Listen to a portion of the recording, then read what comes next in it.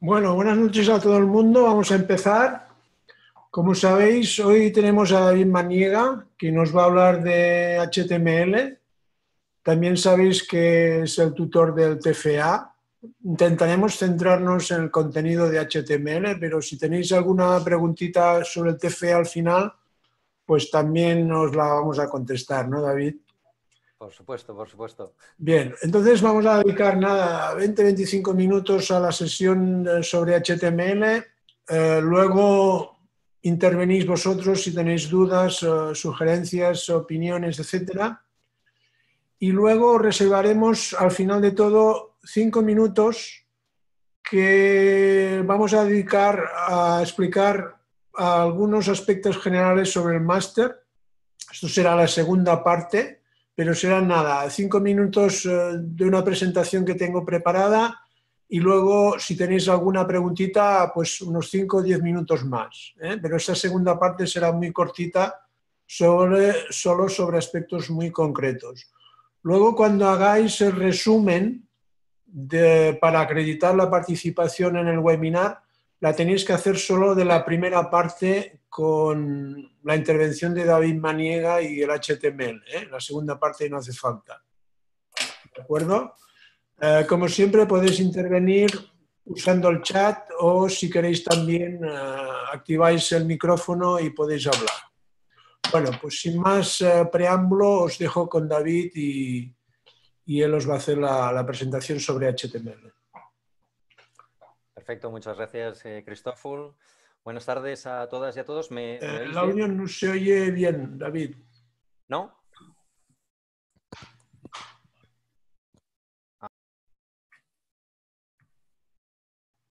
Se oía flojito antes, ahora no se oye nada. ¿No se oye nada? Se oye flojito, muy Vale. flojito.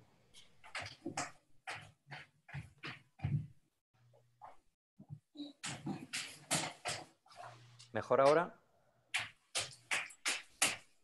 Vale, ahora se oye bien. ¿Sí? ¿Se Ahora oye se bien? oye bien, sí. Vale, perfecto. Nada, pues bueno, os daba la bienvenida.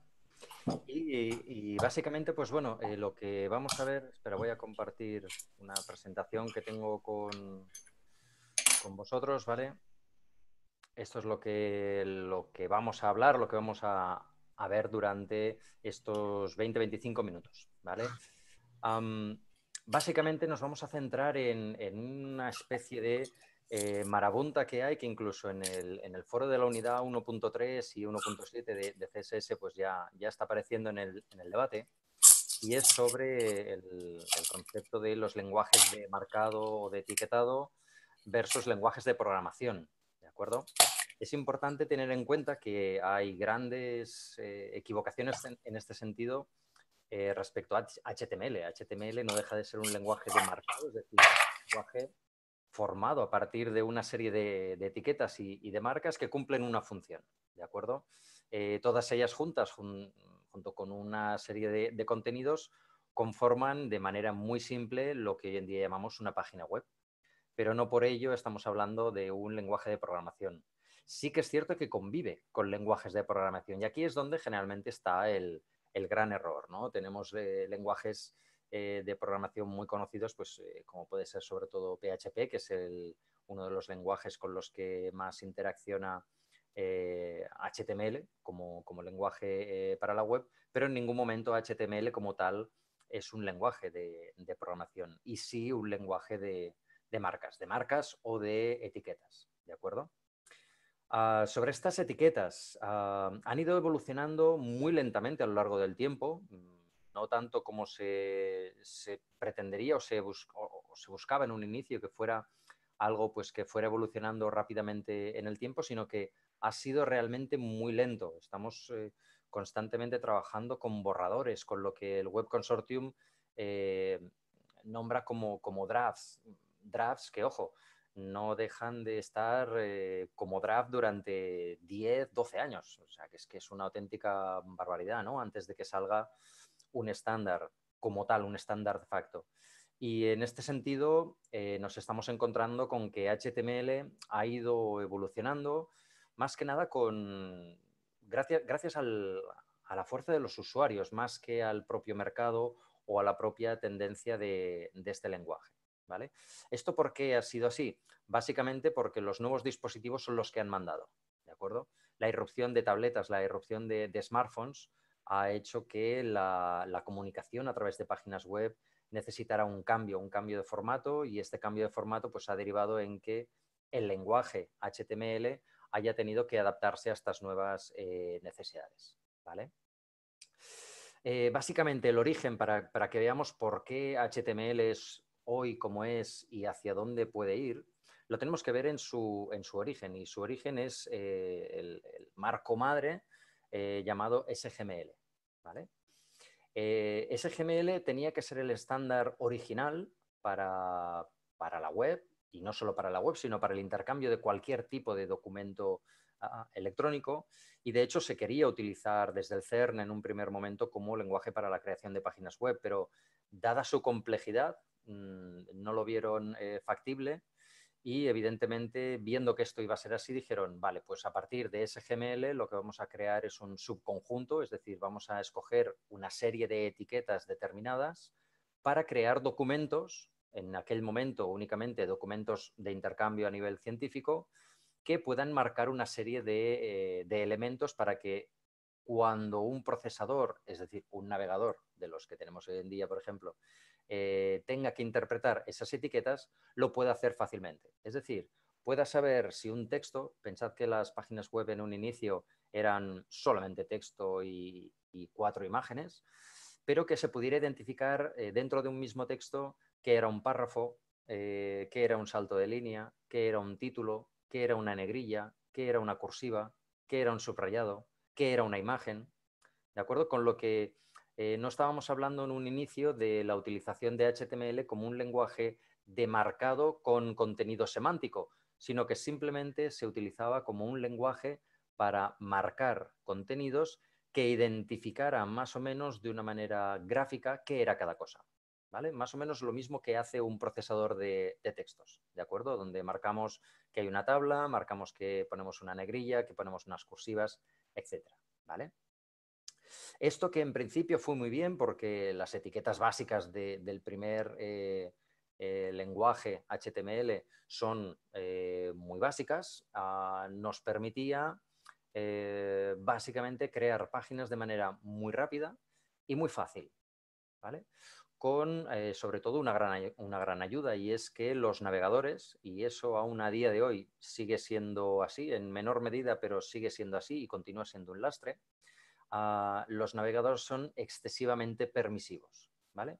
¿Qué quiero decir con excesivamente permisivos? Como bien sabéis, el lenguaje HTML, como un lenguaje estándar de marcado que es, necesita que esta serie de marcas que nosotros utilizamos tengan un formato correcto, es decir, que tengan su sintaxis adecuada para poder visualizarse a posteriori todo correctamente.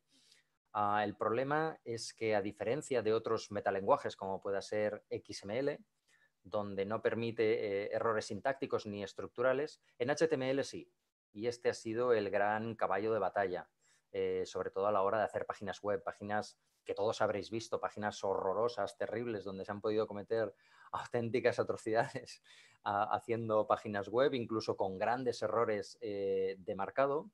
Pues bueno, todos los navegadores se lo tragan y más o menos, pues bueno, te expulsan un contenido y te lo muestran por pantalla y bueno, pues tira millas, ¿no? Y ese es uno de los grandes problemas que tenemos a día de hoy, que todavía arrastramos a día de hoy con el concepto de HTML, ¿vale?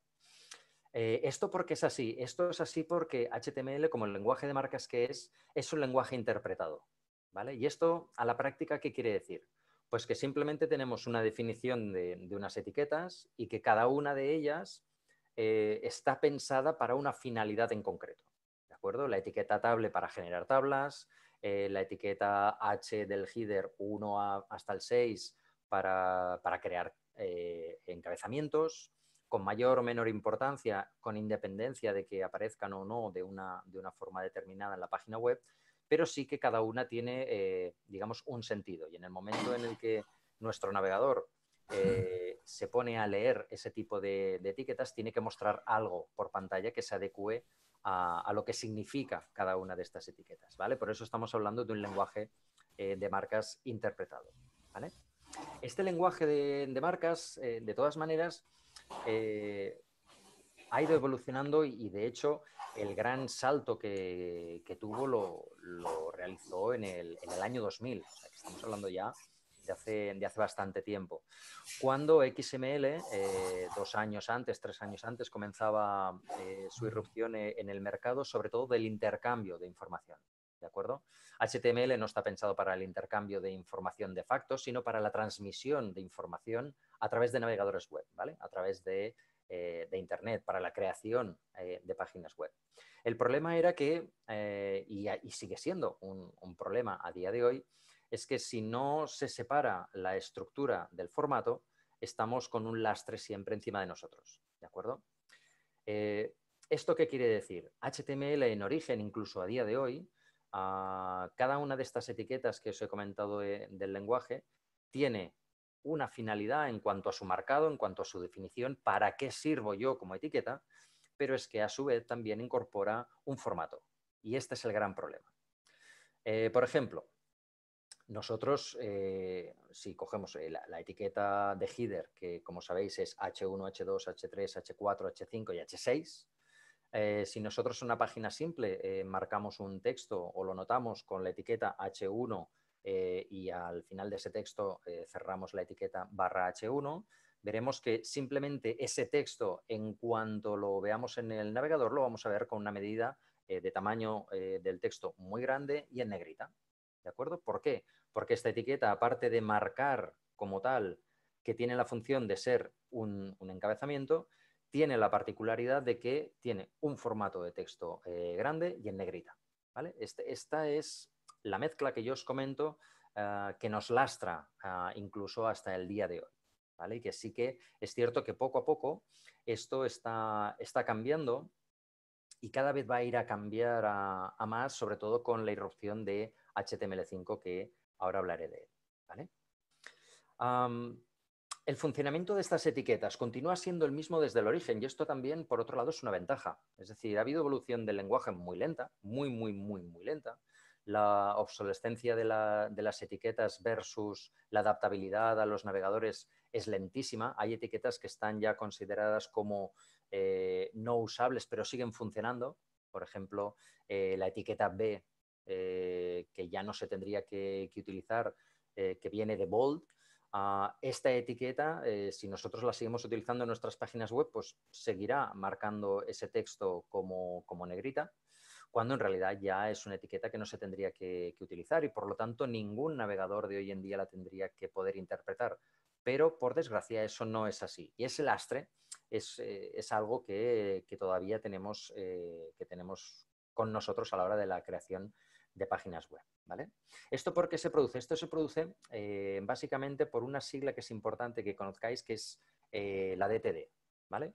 La DTD son las siglas de Document Type Definition y viene a ser, para decirlo de una manera muy sencilla, el diccionario que nos dice qué contenido y qué hace cada una de las etiquetas del lenguaje HTML, ¿vale? Es decir, cómo se tiene que comportar y para qué la utilizamos. ¿De acuerdo?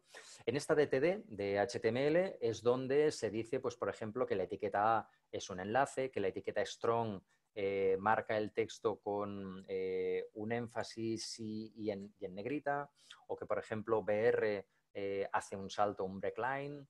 Es decir, nos define cada una de las etiquetas del lenguaje para saber cuál es su función. De manera que nosotros, cuando las juntemos en una página web, en un documento, cualquier navegador sepa interpretarlo, ¿vale? La ventaja de todo esto es que una página web HTML al uso es una página de texto, ¿vale? La podemos incluso ver con un editor de textos, con un Notepad, por ejemplo, muy sencillo, no necesitamos ningún otro tipo de editor para ver ese contenido como tal. Y de hecho, yo me acuerdo cuando las primeras prácticas de HTML, ya hace muchos años, en los 90, se hacían precisamente con el Notepad. Es decir, no se utilizaban ni editores web gráficos ni nada por el estilo. ¿Por qué? Porque estamos hablando de un lenguaje que, recordad, es muy importante, es y continúa siendo interpretado, ¿vale? Alrededor de este lenguaje ha habido mucha evolución. En paralelo, lo que os comentaba sobre la evolución del mismo nos ha llevado a diferentes paradigmas donde XHTML fue el que marcó la pauta a seguir a donde estamos hoy en día. La única diferencia con HTML como tal es que la X, que forma parte del concepto extended, lo que hacía era por primera vez intentar separar la apariencia visual del formato del contenido, ¿vale? Dejando que todo el aparato visual, todo el formato visual del contenido quedara dentro de los ficheros de estilo llamados CSS, ¿vale? Con ello, lo que podíamos gestionar era, por un lado, HTML como la base para crear nuestra estructura, es decir, construimos el esqueleto, el armazón de nuestra página web, y mediante CSS modificábamos su presentación, ¿vale? Podíamos, si nos remitimos al ejemplo anterior, podíamos hacer que H1 pues no fuera en color, que el texto no fuera en color negro y que no tuviera una medida de 20 puntos, sino que tuviera una medida algo menor, que estuviera con otro tipo de familia de texto y que estuviera en azul, ¿vale? Esto es lo que hacemos a través de CSS, Cascade Style Sheets, de manera que lo que hacemos es disociar la parte estructural de la parte de presentación, ¿de acuerdo? Y por otro lado, tenemos lo que son los lenguajes de programación asociados a la codificación de una página web, como puede ser JavaScript, que es el más utilizado dentro del lenguaje HTML, como aquel que aporta una serie de funcionalidades que por sí mismas las etiquetas HTML pues no pueden hacer, ¿de acuerdo? Con todo ello, lo que tenemos son, digamos, tres especies de tecnologías juntas, ¿no? HTML por un lado, CSS para aportar estilo por el otro y las tecnologías de scripting, ¿vale? Y os voy a aclarar aquí una duda que siempre hay con respecto a PHP, ¿vale? PHP como el lenguaje de programación paradigmático, que es el que provoca sobre todo grandes dudas. Por ejemplo, en el foro salía, ¿no? Claro, una de las confusiones es que se busca programador de HTML, ¿vale? De aquí viene la gran confusión de si HTML es un lenguaje de programación o no. HTML no lo es ni lo va a ser, es un lenguaje de marcas, pero sí que la fusión de una serie de lenguajes que están alrededor de HTML nos marcan este concepto de programación, ¿vale? De hecho, PHP es un lenguaje los puristas lo llaman más un lenguaje de pseudo programación porque no se trata de un lenguaje compilado, ¿vale? No es un lenguaje máquina, sino que es un lenguaje también interpretado. Esto quiere decir que se genera a través de una serie de cadenas y una serie de sentencias que son interpretadas en tiempo real en el lado servidor, ¿vale? Esto lo que nos permite es que todas estas órdenes, automatismos, dinámicas de función, etcétera, que se pueden añadir a través de PHP, lo que nos permite es dialogar con un lenguaje que es multiplataforma, ¿de acuerdo? Nos da igual que estemos en un entorno Linux, en un entorno Mac, en un entorno Windows, etcétera, da totalmente igual, y que también es lo que se denomina cross-browser. Nos da igual que esa página la vayamos a ver con Chrome, con Internet Explorer, con Firefox, con Opera, con Safari, da exactamente igual, ¿vale? Tiene que funcionar exactamente de la misma manera con independencia del sistema operativo con el que trabajemos, con el navegador con el que trabajemos y con la tecnología con la que trabajemos, ¿vale? Una de las grandes ventajas de PHP, sobre todo por las que ha tenido y sigue teniendo la importancia que tiene, es que la gran mayoría de manejadores de bases de datos como MySQL o Postgre, Oracle, etcétera, pues trabajan de manera asociada con PHP. Por lo tanto, nos permite crear pues, un montón de aplicaciones de manera muy sencilla. Para que tengáis un referente, por ejemplo, la gran mayoría de de CMS utilizan, o muchos de ellos utilizan PHP como lenguaje de programación que está por detrás del mismo, y como elemento paradigmático tenemos a WordPress, ¿de acuerdo? Es decir, que quien además sepa un poquito de PHP, pues podrá hacer algunas cosas extra en WordPress, o configurar sus propios widgets o plugins para que funcionen con ese CMS. Y la verdad es que la ventaja es que no se realiza todo desde el punto de vista de cliente. Cuando hablamos de cliente es nuestro navegador, sino que se hace todo desde el entorno de servidor, ¿vale? Todas estas funciones se ejecutan en el servidor y se muestran al cliente de manera rápida, ¿vale?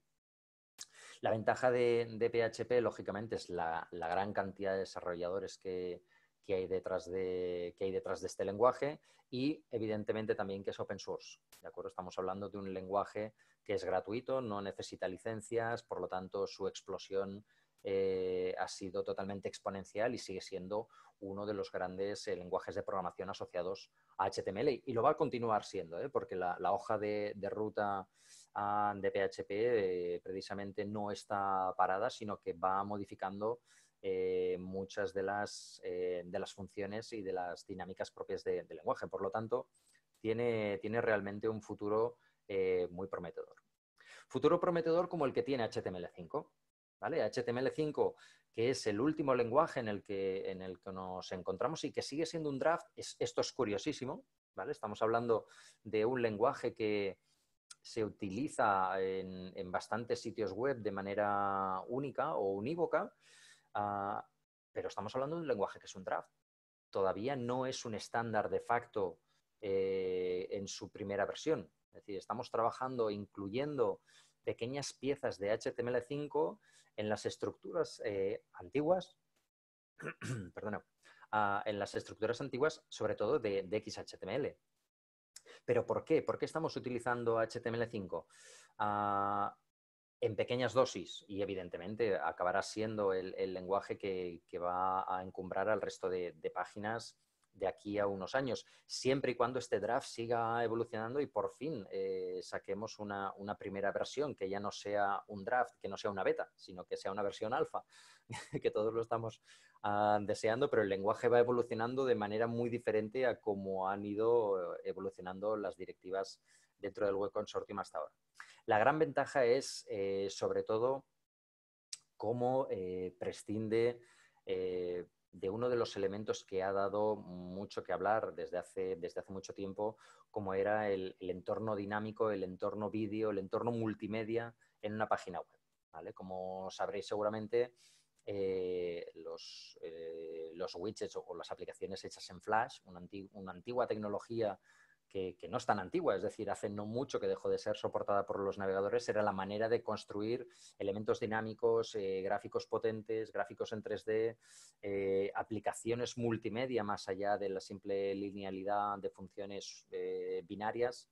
Por lo tanto, esta ha sido una de las grandes bazas que ha cubierto HTML, junto con una apuesta muy, muy, muy grande por la semántica, ¿vale? Es decir, poder definir de una vez por todas etiquetas que realmente comporten semántica al contenido, ¿vale? Que cuando, por ejemplo, a un bot de Google o de cualquier otro buscador le digamos que esto es un encabezamiento, que este contenido es un menú, que esto es un artículo, que esto es una tabla, es decir, que todas las etiquetas en su conjunto tengan una función semántica y que pueda reconocer qué es cada cosa, no simplemente el texto, aquí es donde HTML5 está ganando sobre todo la partida, ¿vale?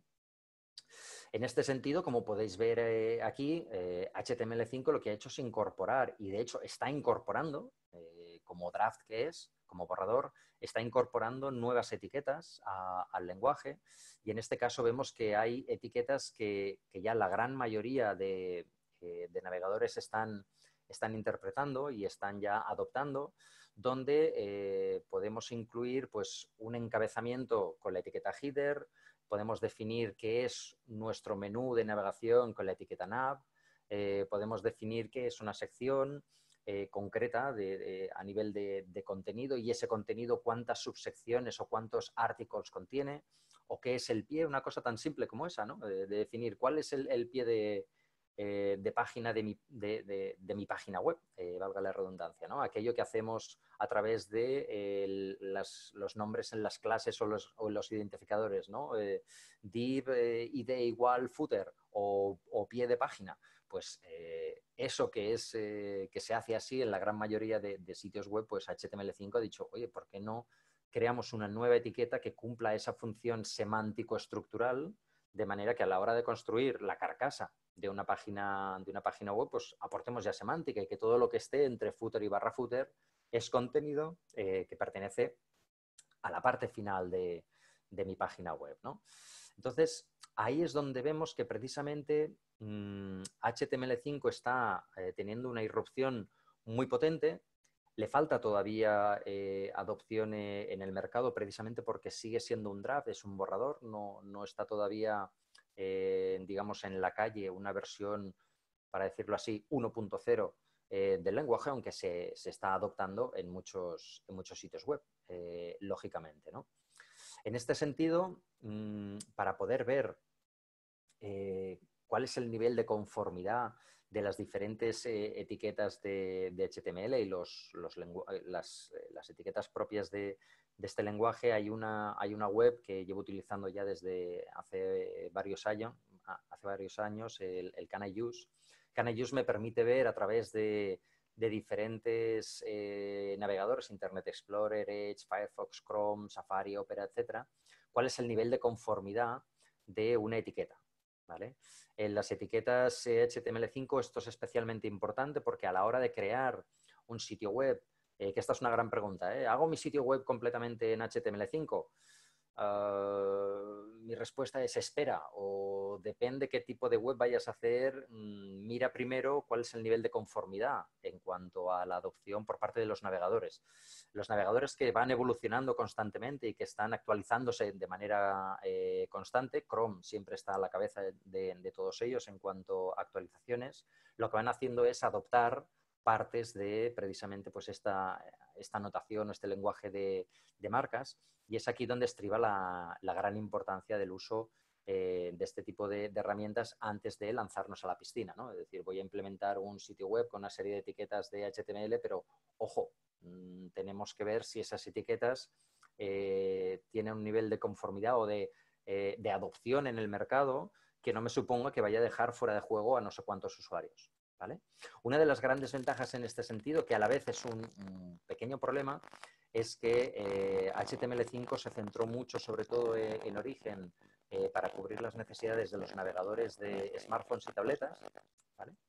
Básicamente porque está muy metido dentro de la dinámica del diseño responsive, ¿vale? Que lo veremos más adelante también. El diseño responsive es no simplemente acomodar una pantalla, o sea, una web a una pantalla determinada, sino hacer que la operativa de los elementos que aparecen en una página web se adecúen a un formato de pantalla determinada, una pantalla de un ordenador, un dispositivo móvil que me lo presenta de una manera diferente, una tableta que me presenta el contenido de otra manera diferente, ¿vale? Este es el concepto responsive, que cuando entremos en esa unidad más adelante vamos a disfrutar de lo lindo, porque realmente es muy interesante el concepto de media queries y sobre todo el uso de CSS para modificar el contenido de una página, ¿vale? Pero básicamente este es el... David, el vídeo, el audio se oye un poco mal ahora.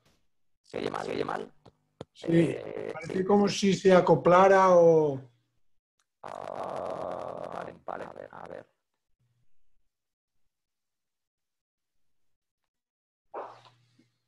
¿Me oís mejor ahora? No. ¿Desde hace cuánto que se oye mal?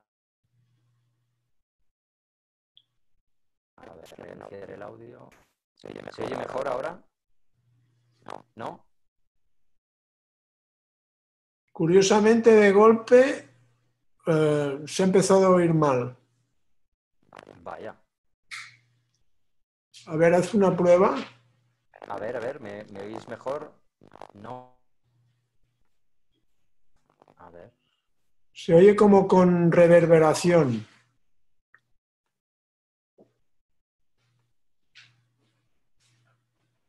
Vale, a ver, Ahora se oye desactivo. mejor. ¿Ahora se ve mejor? Sí, ahora Sí. sí. Vale. Bueno, pues mira, no lo pongo a pantalla completa, no sé, porque sí que hay una opción que la pantalla completa optimiza el audio y es posible que eso pues haya hecho ese cambio. Ahora sí. ¿Vale? Simplemente, bueno, pues comentaros eso, ¿no? Esta evolución, que es muy importante que la tengáis en cuenta, es que la evolución de HTML ya no va a ir ligada a la presentación, al modo visual, sino a la semántica, ¿vale? Esto es muy importante porque HTML como tal, y de hecho el lenguaje HTML5 ya está en esta línea y es como estáis viendo ya en las prácticas también de HTML, que lo que busca es la separación plena de las etiquetas HTML y de las hojas de estilo. Es decir, que el formato visual no esté dentro de la propia página, sino que esté de manera externa en un fichero CSS, ¿de acuerdo? Y que podáis modificar fácilmente o en cualquier momento el comportamiento de las etiquetas HTML, ¿vale? Pero no que el formato visual esté dentro de las propias páginas web. ¿Vale? Sino que siempre va a residir en un fichero externo CSS. ¿Vale? Esto es fundamental porque lo vais a ir viendo y va a ser fundamental sobre todo ya para la evolución de HTML5, que llegará a un punto, yo creo que esa es la tendencia, en la que ya se va a penalizar aquellos sitios web, que eso Google ya lo hizo hace un tiempo con las páginas que no eran responsive. Llegará un momento en que también penalizará a aquellas que tengan tanto el formato como el contenido, como la estructura, todo mezclado. Estoy convencido que eso llegará un día en que será así. ¿Vale? No sé cómo vamos de tiempo, Cristófol. Tendríamos que ir ya cerrando Vale, no sé si para tenéis alguna... pasar a las preguntas. Vale.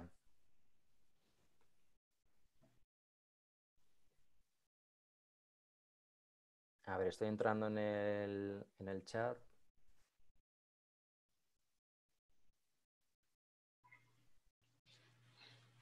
Si tenéis alguna pregunta, pues la podéis poner en el chat o como decía antes, podéis abrir el micro y hablar a través del micro.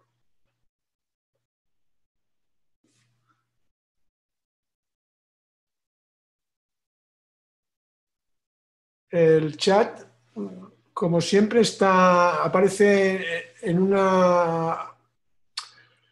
aparece a mano derecha y se activa situando el cursor en la parte inferior de la aplicación Zoom, que entonces aparece un menú que si no pones el cursor no aparece ese menú. Entonces a veces confunde. Entonces en la parte inferior ponéis el cursor y aparece un icono de chatear. Vale, aquí yo veo una pregunta, ¿vale? La replico para que cuando quede grabado se pueda entender. La pregunta es, me gustaría que explicases de nuevo PHP, básicamente cuál es su función respecto a HTML.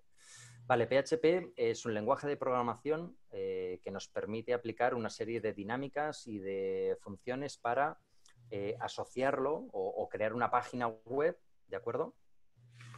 De una manera dinámica, ¿de acuerdo? Con PHP, ¿qué podemos hacer? Lo que podemos hacer es escribir partes de código no estáticas y convertirlas en dinámicas, ¿vale? A través de una serie de funciones. Por ejemplo, cuando vosotros construís una página con HTML, aquella página no varía en función de nada, simplemente se lanza al navegador y el navegador interpreta el código HTML que hay ahí, ¿vale? Si esa página web la construimos con cadenas o con sentencias del lenguaje de programación de PHP, lo que podemos hacer es crear dinamismo dentro de esa página. Por ejemplo, que al apretar un botón determinado dentro de esa página se ejecute una sentencia que me muestre un contenido que no estaba visible hasta ese momento, o una imagen que no se veía, o una función determinada asociada a esa página web, ¿vale? Por ejemplo, eso lo vemos mucho en los formularios, ¿vale? En los formularios habéis hecho ya muchas prácticas del formulario. Un formulario en HTML no tiene validación. yo no sé si ese formulario se ha rellenado completamente todos los campos o no, por mucho que yo diga, el campo correo electrónico es obligatorio. Vale, pero con HTML yo no puedo comprobar, no tengo ninguna manera de poder comprobar que eso es así.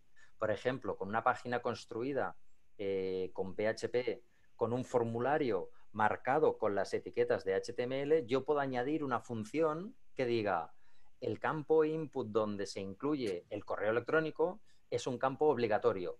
Por lo tanto, si está vacío, muestra una ventana con un mensaje de error. ¿Vale? Esto es lo que nos permite, entre otras muchas funciones, PHP. ¿Vale? Vale.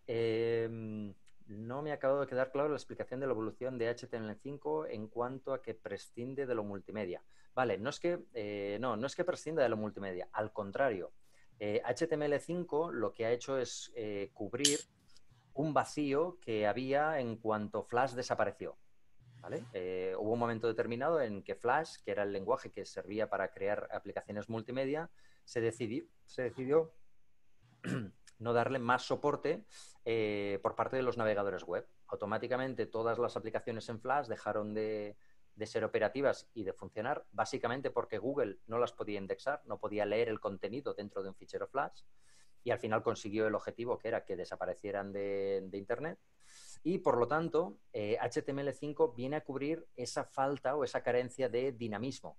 ¿Vale? De hecho, es una de las grandes potencialidades el crear dinámicas multimedia a través de HTML5.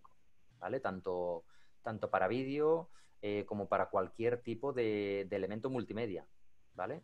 Este es el elemento fundamental. Por eso HTML5 está siendo tan fundamental, y no tanto en el modo escritorio, es decir, en portátiles y en PCs, como en tabletas y smartphones, ¿vale? Que fueron realmente los culpables de que Flash desapareciera, porque, como sabéis, Flash en origen, Apple dijo que no apostaría nunca por tener soporte para Flash en sus dispositivos, y consiguió ganar la batalla. Y consiguió que incluso Google, a través de Android, dijera, pues nosotros tampoco.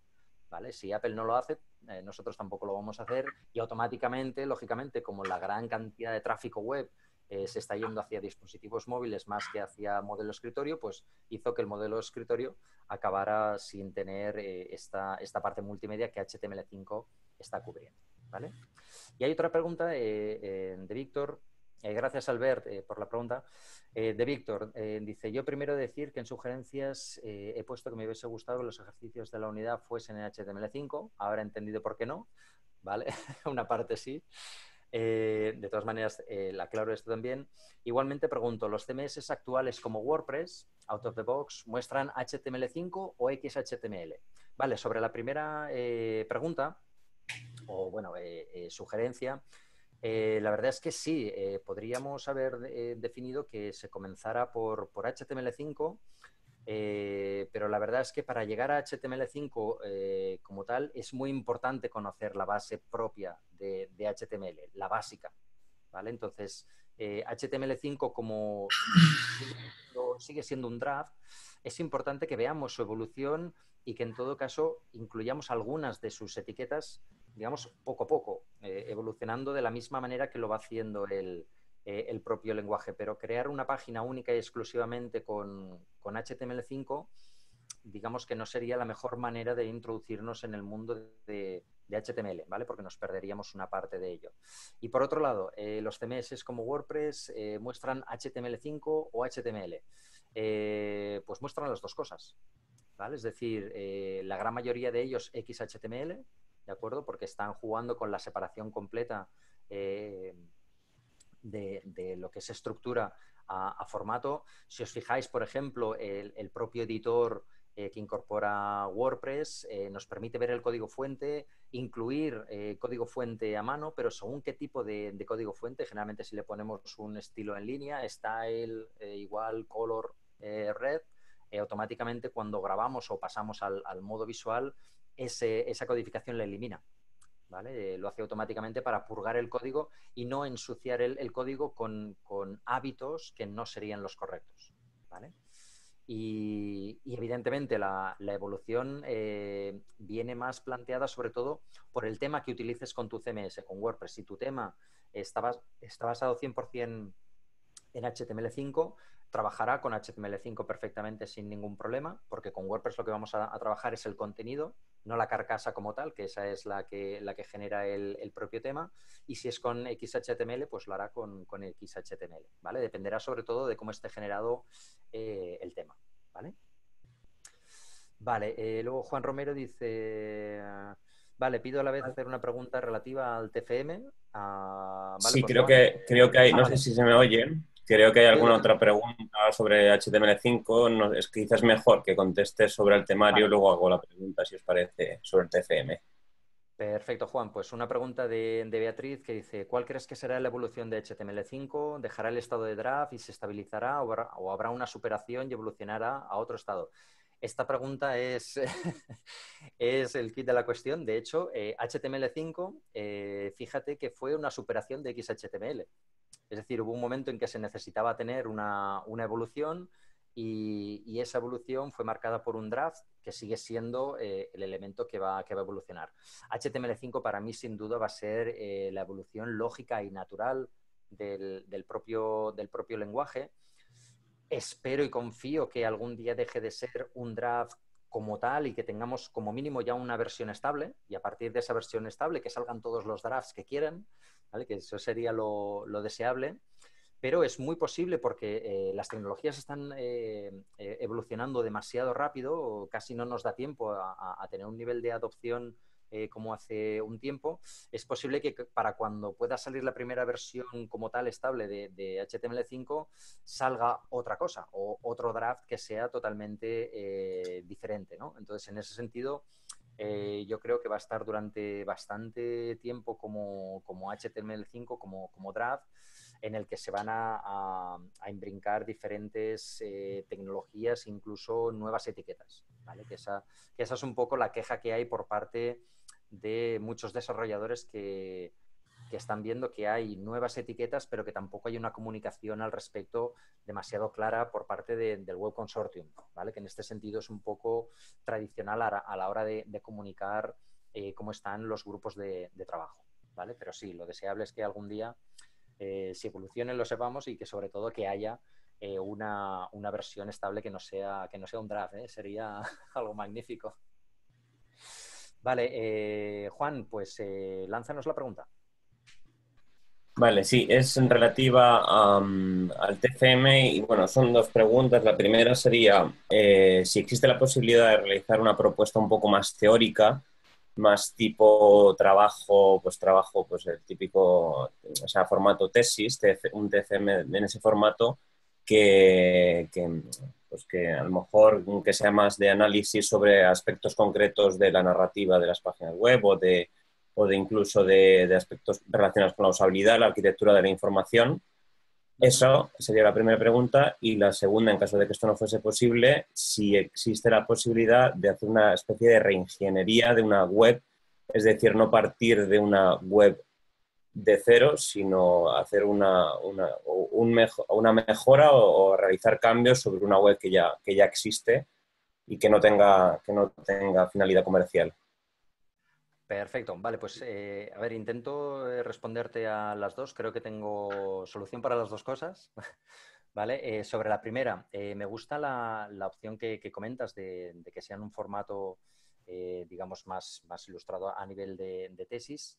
Lo único que para poder poner en práctica también todo lo que vamos viendo precisamente sobre el temario, a nivel de SEO, a nivel de creación de estructuras, a nivel que están muy relacionados sobre todo con el producto digital, yo lo que incluso te podría decir es este formato tesis, en vez de presentarlo en un formato PDF, ¿vale? Sería muy interesante pues poderlo presentar en un formato web, ¿vale? Es decir, me gusta la idea que tienes del compendio, del análisis, de toda la parte analítica de ese contenido, ¿vale?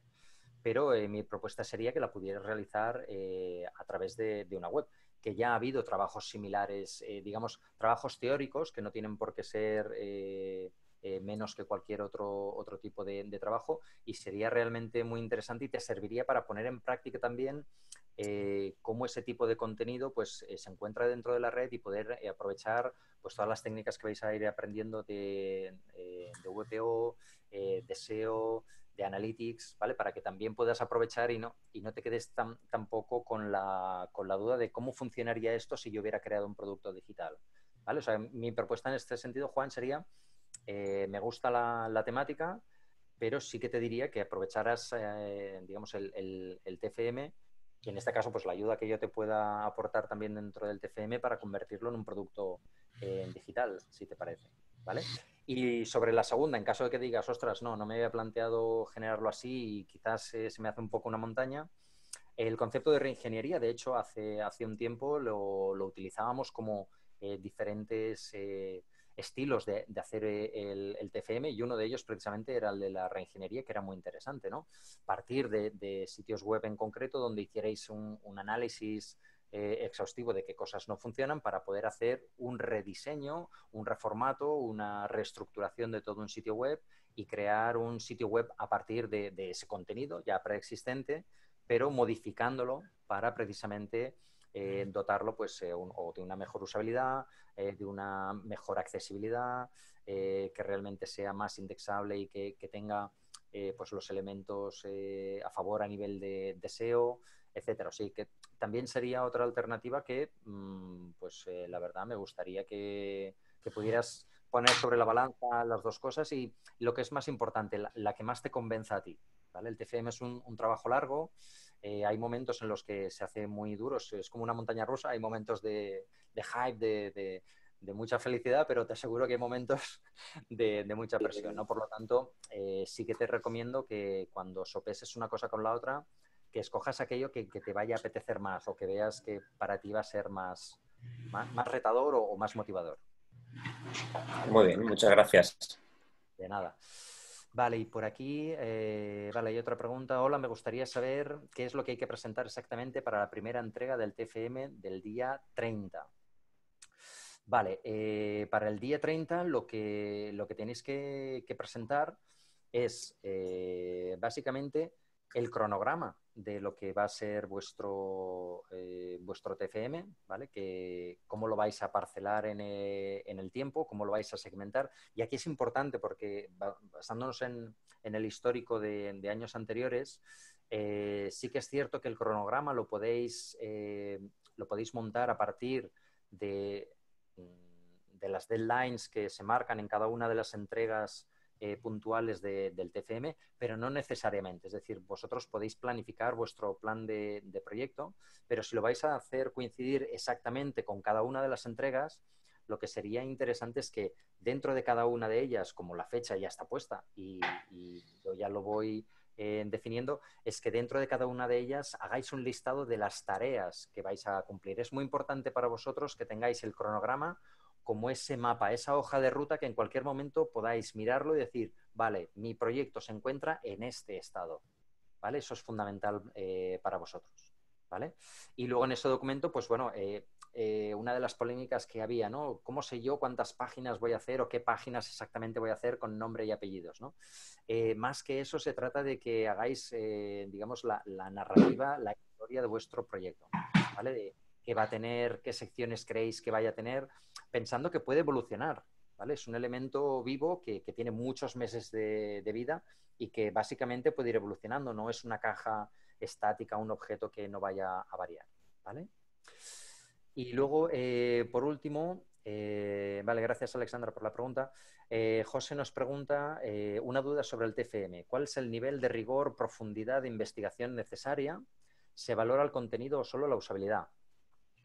Vale, pues yo te diré que no valoro ni solamente el contenido ni solamente la usabilidad, sino la suma de los diferentes elementos, ¿vale? En cuanto al rigor y la profundidad de investigación, evidentemente va a depender del tipo de contenido que vayas a hacer. No es lo mismo, por ejemplo, un proyecto que verse sobre SEO, ¿vale? Que va a estar en un entorno en Internet donde ya hay muchísimo contenido que habla de ese tipo de técnicas y, bueno, lógicamente te vas a comparar un poco con ellos en el mercado de Internet y, lógicamente, cuanto más original y más aporte diferencial consigas con tu proyecto, también mejor lo vas a poder posicionar, ¿vale? Por lo tanto, sí que es interesante que el contenido que apliquéis a vuestro TFM sea creíble y sea real, ¿vale? Es decir, no estamos creando un producto demo o no estamos generando un producto que no tenga vigencia. De hecho, una de las ideas, y aprovecho también para decirlo porque se ha comentado en el foro, es que vosotros, cuando acabéis el TFM, vais a poder indicarnos a partir del 30 de junio si queréis mantener vuestro proyecto y, por lo tanto, haceros la transferencia tanto de la gestión del alojamiento como de la gestión del dominio web que escojáis. Por lo tanto, esa es otra de las, digamos, de los puntales que os pueden servir para motivaros también a decir, no, yo es que mi proyecto va a tener una ruta o una historia de vida más allá del máster, ¿no? Que yo creo que es una de las líneas más motivadoras para vosotros, no pensarlo solamente como un trabajo propio de una asignatura, ¿vale? Muchas gracias, David. A vosotros. Vamos a ir cerrando ya esta primera parte con David Maniega. Seguro que surgen más dudas. Ya sabéis que tenéis el foro de la tutoría y allí le podéis plantear pues todas estas cuestiones que van a ir surgiendo. También el tema este de los dominios va a generar muchas dudas, muchas preguntas, y también hay un foro específico para el tema de la gestión del hosting. La semana que viene tenemos una unidad didáctica sobre el hosting. Por lo tanto, pasito a pasito e ir avanzando pues para ir haciendo el trabajo final de máster. Muchas gracias, David. Gracias a vosotros.